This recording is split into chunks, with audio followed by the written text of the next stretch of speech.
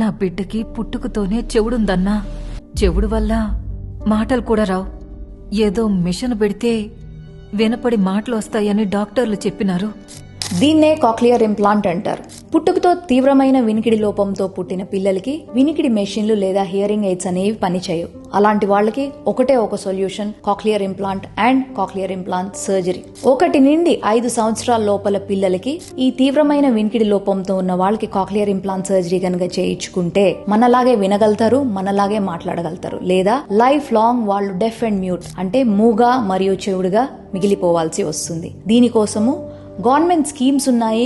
Government hospitals లో ఉచితంగా ఈ కాక్లియర్ ఇంప్లాంట్ జరుగుతుంది. అదే మా డాక్టర్ రావుస్ ఈఎన్టీ హాస్పిటల్లో ఈ 10 లక్షలు విలువ గల కాక్లియర్ ఇంప్లాంట్ అనేది ఉచితంగా చేయబడుతుంది. At the same time speech therapy అనేది కూడా ఇవ్వబడుతుంది.